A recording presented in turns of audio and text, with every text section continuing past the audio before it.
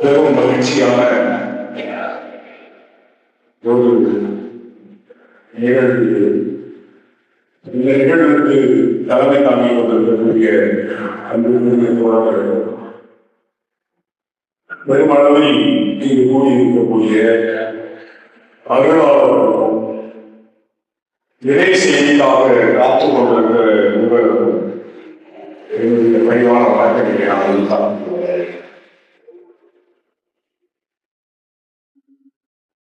ஒரு அகம் சார்ந்த ஒரு மனிதனுக்கும் அவன் நம்புகிற கடவுளுக்கும் இடையேயான ஒரு உறவு நிலையை பேணி காக்கக்கூடிய ஒரு அரங்கில் இந்த நூலை குறித்து ஒரு புறவயமான பார்வையை முன்வைக்க நாங்கள் அதான் ரொம்ப முக்கியமானது. ஏனென்று சொன்னால், உங்களுடைய நம்பிக்கையின்படி இந்த நூலை எழுதுவதற்கு என்னுடைய அன்பிற்குரிய பாஸ்டர் ஜோயல் அவர்களுக்கு கடவுள் உத்தரவிட்டிருந்தாலும், அது ஒரு ஆன்மீக செயலாக இருந்தாலும், அந்த ஆன்மீக செயலை செயல்படுத்துவதற்கு ஒரு புற ரீதியான உடல் ரீதியான ஆயுத்தம் என்பது பொது இருக்கிறது. அது மிக எளிமையானது கிடையாது. நான் ஏன் இதை சொல்லுகிறேன் என்றால், ஒரு எழுத்தாளன் உருவாகிற பொழுது, இப்பொழுது இந்த நூலை எழுதுவதற்கு ஜோயல் 9 ஆண்டு காலம் காத்திருந்தார் என்று சொல்லுகிறார். ஒரு எழுத்தாளன் அல்லது ஒரு படைப்பாளி உருவாவதற்கு அவனுடைய கருவிலிருந்தே அதற்கான ஏற்பாடுகள் நடந்து கொண்டே இருக்கிறது. அப்படித்தான் மதிப்பிற்குரிய ஆசிரியர் உதயகுமார் அவர்களும் அவருடைய துணைவியாளர்களும் ஜோயலை இந்த உலகத்துக்கு தந்திருக்கிறார். அவர்களுடைய ஈடுபாடு என்பது ஒரு மொழி சார்ந்த ஆற்றலுடைய மகனை உருவாக்கி தந்திருக்கிறார். ஒரு கவிதையை எழுதுவது என்பது மிகவும் எளிதான். இப்ப ரயில் ஒண்ணு இந்த பக்கம் போச்சு, ஏன்னா மற்றவங்க எல்லாம் பேசும்போது நீங்க ரொம்ப அமைதியா இருக்கீங்க, கொஞ்சம் நார்மலா உங்களுடைய நீங்க மாத்திக்கலாம். ஒரு ரயில் ஒண்ணு இந்த பக்கம் போச்சு.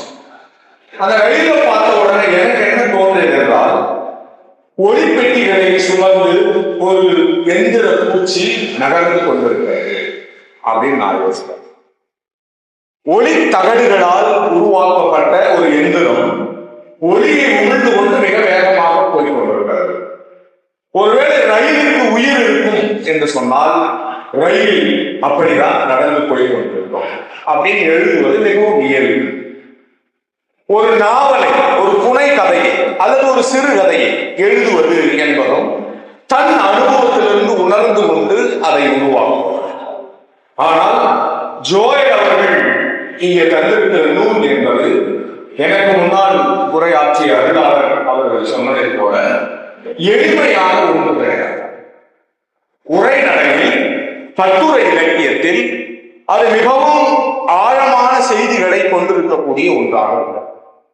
அந்த ஆழமான செய்திகள் எங்கிருந்து எடுக்கப்படுகின்றன, எதிலிருந்து அந்த செய்திகள் பெறப்பட்டன என்பதெல்லாம் மிகப்பெரிய ஆச்சரியம் ஊட்டம். அதுதான் இந்த நூலுக்குள்ள சிறப்பு. இந்த நூலை முதல் நான் வாசிக்கிற பொழுது, இதை அச்சு பகத்து நகலாக ஜோயல் அவர்கள் கொண்டு வந்து தருகிற பொழுது மிகுந்த ஆச்சரியத்தோடு நான் ஜோயலை பார்க்கிறேன். ஏனென்றால், இப்போ இருக்கக்கூடிய இளைஞர்கள், அதுவும் 2K அவர்களுடைய அனுமானம் என்பது வேறு, அவர்களுடைய வாழ்நிலை என்பது வேறு. நாங்கள் எல்லாம் மிக சிறு வயதிலேயே அரசியல் பேசி, அரசியல் கருத்துக்களை, சமூக கருத்துக்களை தொடர்ந்து பேசிக் கொண்டிருந்தனர். ஆனால் ஜோயல் அதற்கு எதிர்நிலையிலிருந்து சமூகத்தை மிக சரியான போக்கில் மடைமாற்றம் செய்ய வேண்டும் என்பதற்காக தன்னுடைய எழுத்தாற்றலை பயன்படுத்துகிறார். அப்ப சாதாரணமாக ஒருவர் ஒரு நூலை மிக எளிமையாக தந்து விட முடியாது. அதற்கான தரவு, டேட்டா, அதற்கான ஆதாரங்கள், ஒரு சிறுகதை எழுதுவதற்கு ஆதாரம் தேவை. ஒரு பெண் காஃபி போட்டுக் கொண்டிருக்கிறாள் என்று ஒரு வரியில கூட எழுதிடலாம். அதையே 100 பக்கத்துக்கு எழுத முடியும். பேசாமல் உட்கார்ந்து கொண்டிருந்த அவள் ஒரு காஃபி குடிக்கலாமா என்று யோசித்தாள். காஃபி குடிப்பதால் என்ன நன்மை இருக்கிறது? வயிறு நிறையும், வேற என்ன செய்கிறது? காஃபியினுடைய வாசனை சில நேரங்களில் மிக அற்புதமாக இருக்கும்.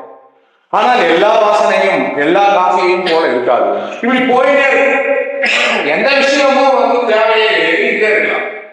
ஆனால் இந்த நூலில் ஜோயல் அவர்கள் தந்திருக்கக்கூடிய தரவுகள் என்பவை ஏறக்குறைய 2000 ஆண்டுகளுக்கு மேல் படிக்கப்பட்டுக் கொண்டிருக்கக்கூடிய, உலகத்தில் அதிகமான மொழிகளில் மொழிபெயர்க்கப்பட்ட, உலகத்தில் அதிகமான மக்கள் படித்துக் கொண்டிருக்கக்கூடிய, உலகத்தில் அதிகமான மக்கள் நம்புகிற, உலகத்தில் அதிகமான மக்கள் பின்பற்றக்கூடிய வேதத்திலிருந்து அவர் தரவுகளை இதுவரையில் நம்பிக்கொண்டிருந்த நம்பிக்கைகள் அல்லது இதற்கு முன்பு வரை நடந்து கொண்டிருந்த நியமனங்கள் எல்லாத்தையும் ஜோயல் அவர்கள் மிக ஆதாரத்தோடு அவர் தகர்த்து எறிகிறார் என்றுதான். ஏனென்றால் இதில் இருக்கக்கூடிய கூறுகள் என்பவை அப்படிப்பட்ட மிக முக்கியமானவைகளாக மாறுகின்றன. 6 தலைப்புகளில் இந்த நூல் எழுதப்பட்டிருக்கிறது. ஞானஸ்நானம் குறித்து ஐயா அவர்கள் பேசலாம். எனக்கு இதுல பிடித்தது, நான் ஒரு 4 முறை ப்ரூஃப் ரீடிங்ல இருந்து இந்த நூல் உருவாகிற வரை நான் அவரோடு இருந்திருக்கிறேன். ஒரு ஜோயலுடைய அந்த உடல்பூர்வமான சின்சியாரிட்டி அது ரொம்ப முக்கியமானது. இந்த நூலை கொண்டு வந்து சாதாரணமா நான் சொன்னேன், தோழர் ஒரு 4-5 மிஸ்டேக் இருக்கிறது பரவாயில்ல, அதுக்கே போய் இவ்வளவு கஷ்டப்படுறீங்கன்னா அவர் ஒத்துக்க மாட்டார். இல்ல அங்கிள் அப்படியெல்லாம் கிடையாது, ஒரு தப்பு கூட இல்லாம இருக்கணும். அப்போ அவருடைய மிக முக்கியமான தேடல் என்பது அது மட்டுமல்ல, இதை யார் யாரிடத்தில் கொண்டு போய் சேர்த்தால் மிக சரியாக இருக்கும் என்று அவர் அதனுடைய உழைப்பை நல்கினார். ரொம்ப முக்கியமான விஷயம். அந்த மனித உழைப்பு என்பது மிக முக்கியமானது. அதான் மார்க்சியம் பேசுறது. ஒரு பொருளில் இருந்து மனிதனுடைய உழைப்பை கழித்து விட்டோம் என்று சொன்னால் அந்த பொருள் இருப்பதற்கு வாய்ப்பில்லை. ஜோயல் அவருடைய உழைப்பை நம்ம யோசிப்பாரு, திடீர்னு தூங்கினே இருப்பாரு, இரவுல போன் பண்ணுவார், அங்க ஒரு மிஸ்டேக் ஆயிட்டு எப்ப பார்த்தாலும் அதுவே என்ன மிஸ்டேக் ஆயிடுச்சு. ஒரு இடத்துல பாண்ட் போல்டா இருக்கு, ஒரு இடத்துல பாண்ட் தின்னா இருக்கு. அவ்வளவு உற்று நோக்கி இந்த புத்தகத்தை அவர் கடும் உழைப்பால் பெறுவார். இந்த உழைப்பு மட்டும் இந்த புத்தகம் வெளிவருவதற்கு காரணமாக அவருக்குள்ள இருந்த கருத்து ஆழம், அந்த கருத்தை சொல்வதற்கான ஒரு நியாயம் அவர்கிட்ட. அப்ப தரவுகள் ஒரு எழுத்தாளரிடம் இருக்கிற பொழுது அதற்கான தர்க்கங்களை அவர் உருவாக்குறார். எப்ப தர்க்கங்கள் உருவாக்கப்படுகிறதோ அப்பொழுது உண்மை வெளிவருவதற்கான சாத்தியப்பாடுகள். அந்த தர்க்கங்களை யார் மிக சரியாக உருவாக்குகிறார்களோ அவர்கள் தான் உலகத்தில் மிகச்சிறந்த எழுத்தாளர்களாக மாற்றார். அப்படி ஒரு மிகச்சிறந்த எழுத்தாளர் தான் ஆம்பூரிலிருந்து இப்பொழுது தன்னுடைய பயணத்தை தொடங்கி இருக்கிறார் திரு ஜோயல். ஏன்னா அவருடைய தர்க்கம், அவருடைய ஆர்கியூமெண்ட்ஸ் மிக முக்கியமான ஆர்கியூமெண்ட்ஸ். ஜபத்தை குறித்து அவர் 30 ஜபத்தை முன்வைக்கிறார் இந்த நூல்ல. ஏன்னா நூலை பற்றி முழுமையா சொல்லிட்டா யாரும் வாங்க மாட்டாங்க. அது மட்டும் முக்கியமான விஷயம் இல்லை. எல்லாம் பிரேயர் பண்ணிட்டு வீட்டுக்கு போயிடக்கூடாது. ஆளுக்கு இந்த புத்தகத்தை ஒவ்வொருத்தரும் கண்டிப்பா வாங்கணும். அதான் ரொம்ப முக்கியமான, வாங்கி படிக்கணும். 220 ரூபாய் இந்த புத்தகம். இந்த வெளியீட்டு எவ்வளவு தருங்க? 200 ரூபாய் தரு. இந்த புத்தகம் வாங்குவது என்பது செலவல்ல, உங்கள் வாழ்க்கையை நீங்கள் வைத்துக் கொள்ளக்கூடிய ஒரு வரவு. ரொம்ப முக்கியமானது. ஏன்னா இந்த புத்தகத்தை வாங்கி உடனே உங்களால படிக்க முடியலன்னா கூட பரவாயில்ல, வீட்டுல போய் பத்திரமா வச்சுங்க, உங்க குழந்தைகள் படிக்கும். அது ரொம்ப முக்கியமானதா இருக்கு. ஜபத்தை பத்தி பேசுகிற போது 30 வகையான ஜபங்களை குறித்து ஜோயல் இந்த புத்தகத்தில் பேசு. அந்த 30 வகையான ஜபங்களும் எந்த வசனங்களில் இருந்து எடுக்கப்பட்டன என்பதனை பழைய ஏற்பாட்டிலிருந்தும் புதிய ஏற்பாட்டிலிருந்தும் ஆதாரத்தோடு அவரால் தரும். அப்போ அவரை மறுத்தல் என்பது இல்லாததாக மாறும். அவருடைய நோக்கமே அதுதான். ஏன் இந்த புத்தகத்தை நான் எழுதுகிறேன் என்று அவர் பேசுகிற பொழுது கல்லான இதயங்களை எல்லாம் சதையாலான இதயங்களாக மாற்ற வேண்டும். அதாவது மாமிசமா இருக்கிறதே தப்புன்னு சொல்றோம். அப்துல் ரஹ்மான் அவர்கள் என்ன சொல்றாருன்னா, என்னுடைய மாம்சம் என்னுடைய 6வது விரலில் இருந்து வழிகிறது அப்படின்னு சொல்றாரு. ஒரு எழுத்தாளருக்கு அவனுடைய உடலில் இருந்து அவனுடைய 6வது விரலாகிய பேனாவின் வழியாக அவனுடைய மாம்சம் வழிந்தால்தான் அது மிகச் சரியான புத்தகமாகும். ஆக சிறந்த ஒரு புத்தகத்தை நம்முடைய ஜோயல் அவர்கள் இங்கே தந்திருக்கிறார்கள். நிறைய குறிப்புகளை நான் உங்களுக்காக கொண்டு வந்தேன். ஆனால் அதையெல்லாம் தாண்டி இறை செய்தி இருக்கிற காரணத்தால் என்னுடைய உரையை நான் சுருக்கிக் கொள்கிறேன். நிறைய ஒரு நூலை வாசித்தால் அதுல வாசிக்கிற வாசகன் அவர் யாருன்னா, அப்படி வாசிக்கிற வாசகனுக்கு பல அறிவு ஜன்னல்களை அந்த நூல் திறக்கணும். அப்படி நிறைய அறிவுபூர்வமான ஜன்னல்கள் திறக்கப்பட்டிருக்கிறது இந்த நூல்ல. கான்ஸ்டன்டைனுடைய ஆட்சி காலத்தில் எப்படி ஞான ஸ்நானம் தரப்பட்டது, இயேசு கிறிஸ்துவனுடைய ரகசிய வருகை என்றால் என்ன.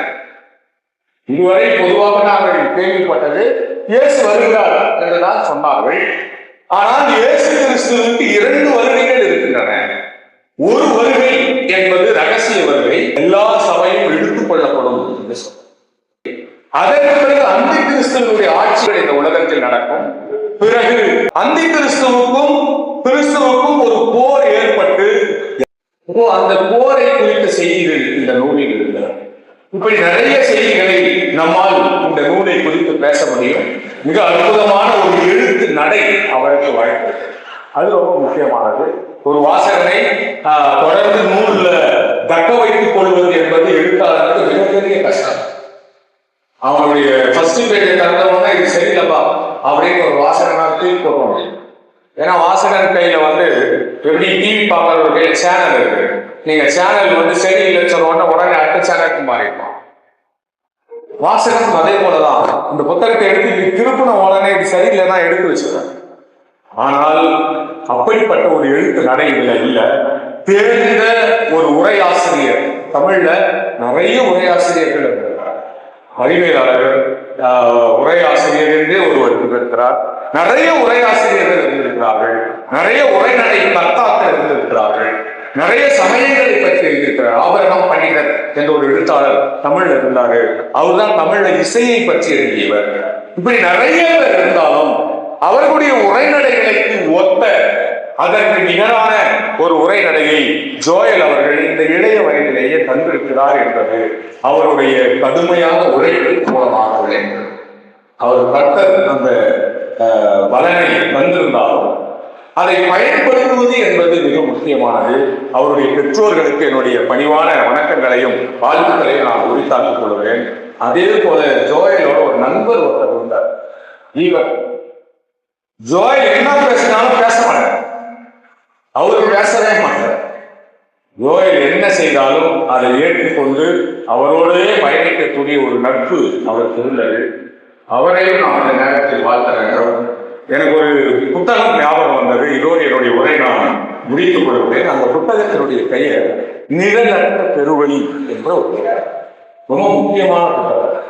உலகத்தில் இருக்கக்கூடிய பேர் இலக்கியங்களில் ஒரு மிக சிறந்த இலக்கியமாக நிழலற்ற பெருவழி சொல்லப்படுகிறது. அந்த நிழலற்ற பெருவழியை எழுதியவர் தாகர் பென் என்று சொல்லக்கூடிய ஒரு எழுத்தாளர். மொராக்கோ நாட்டை சேர்ந்தவர். பிரான்சில் அவர் வசித்துக் கொண்டிருந்தார். மொராக்கோ நாட்டை ஆசன் டூ என்று சொல்லக்கூடிய ஒரு மன்னன் ஆட்சி செய்து கொண்டிருந்த பொழுது அவருக்கு எதிராக கலகம் செய்த இராணுவ வீரர்களை கைது செய்து சிறை. அப்படி சிறையில் அடைத்த பொழுது அந்த சிறை எப்படி இருக்குன்னா ஒரு சவப்பெட்டியை போல யோசிப்பாரு. ஒரு ஜெயில் ரூம் ஒரு சவப்பெட்டியை போல 10 அடி நீளம், 5 அடி அகலம், 5 அடி உயரம், அவ்வளவுதான் அந்த சிறை என்று அறை. ஆனால் மொராக்கோ நாட்டை சேர்ந்த ராணுவ வீரர்கள் 6 அடி இருப்பாங்க. அப்ப எப்ப பார்த்தாலும் அந்த சிறைக்குள்ள இருக்கிறவர்கள் வளைந்து கொண்டே இருந்தாங்க. உள்ள விளக்கு வெளிச்சம் இருக்காங்க. சாப்பாடு போடுறதுக்கு ஒரு சின்ன ஓட்டம், அது வெளியே சாப்பாடு போடுவாங்க. மழை ஜலம் கழிக்க வேண்டும் என்று சொன்னால் அதுக்கு ஒரு சின்ன ஓட்டம் இருக்கும். அந்த ஓட்ட வழியா தான் அவர்கள் அதை செய்து கொண்டு அந்த சிறைக்குள் வாழ வேண்டும். அப்படி வாழ்ந்து கொண்டிருக்கிற 25 பேர்ல 23 பேர் செத்து, பூச்சி கட்சியை செத்து. அவனுடைய உடைகள், அவன் மேல் அடிக்கக்கூடிய துர்நாற்றம், இவற்றை எல்லாம் தாங்க முடியாமல் செத்து போயிடுறாங்க. 2 பேர் மட்டும் உயிரோடு இருக்கிறாங்க. ஏன் அந்த 2 பேரும் உயிரோடு இருக்கிறாங்க என்று நிழல்வெளியை எழுதிய பெண் அவர்கள் பேசுகிற போது என்ன சொல்றாருன்னா, ஒரு நம்பிக்கை அவர்களிடத்தில். அந்த நம்பிக்கை என்ன செய்வது என்றால், அவர்கள் வாழ்வதற்கான நியாயத்தை தொடர்ந்து வழங்கிக் கொண்டிருக்கிறார். அப்படி அவர்கள் அந்த நம்பிக்கையில வெறும் நம்பிக்கையாக மட்டும் இல்லாமல் அவர்களுடைய வேதத்தை அவர்கள் தொடர்ந்து படித்துக் கொண்டே இருந்தார். ஒருத்தர் டயர்டாயிட்டா இன்னொருத்தர் படிப்பாராம், அவர் டயர்டாயிட்டா இன்னொருத்தர் படிப்பாரு. அப்ப தொடர்ந்து வேதம் வாசிக்கப்பட்டு கொண்டே இருந்த காலத்தில் அவர்கள் உயிரோடு இருந்தார்கள் என்று அந்த நாவல் முடிகிறது. அப்படிப்பட்ட ஒரு பெரு நம்பிக்கையை உங்களுக்கு விதைக்கக்கூடிய நூல் தான் பரிசுத்த வாழ்க்கைக்கான அடிப்படை சத்தியங்கள் என்ற இந்த நூல். இந்த நூலை வாங்கி நீங்கள் படிக்க வேண்டும். அப்படி படிக்கிற பொழுது இதில் இருக்கக்கூடிய உண்மைகள் நமக்கு புரியும். அந்த உண்மைகள் புரிகிற பொழுது சில கேள்விகள் நமக்கு கேடும். எப்பொழுது உங்களுடைய உள்ளத்தில் கேள்விகள் எழுகிறதோ அப்பொழுது உங்களுக்கு பகுத்தறிவு தரணும். இந்த நூல்களில் பகுத்தறிவு இருக்கிறார். ஜோயல் அவர்கள் ரொம்ப அற்புதமாக அந்த பகுத்தறிவை பற்றி பேசியிருக்கிறார். உலகத்தில் 3 விதமான ஆவிகளின் செயல்பாடுகள் இருக்கும். அவை பரிசுத்த ஆவியானவரின் செயல்பாடுகள், மாம்சீக ஆவிகளின் செயல்பாடுகள், அசுத்த ஆவிகளின் செயல்பாடு. இந்த 3 ஆவிகளுடைய செயல்பாடுகள் இருக்கின்றன. இந்த 3 ஆவிகளையும் பகுத்து அறியும் ஆற்றல் உங்களுக்கு இருந்தால்தான் நீங்கள் வாழ முடியும். அப்படிப்பட்ட பகுத்தறிவை இந்த நூல் நமக்கு தருகிறது. ஜோயல் அவர்களுக்கும் ஜோயலை இணைந்த பெற்றோர்களுக்கும் இந்த நூலை வாசிக்க போகிற உங்களுக்கும் என்னுடைய நன்றியை கூறி விடைபெறுகிறேன். நன்றி.